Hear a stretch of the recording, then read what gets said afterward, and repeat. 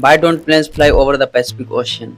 Ever wondered why most planes avoiding flying straight over the Pacific Ocean? It's not because it's dangerous. It's all about efficiency and safety.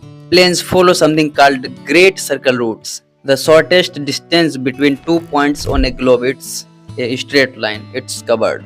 Plus, if there is an emergency, pilot need nearby airports. The Pacific is massive, not a place to land. So next time you are flying, check routes. It's smarter, not longer.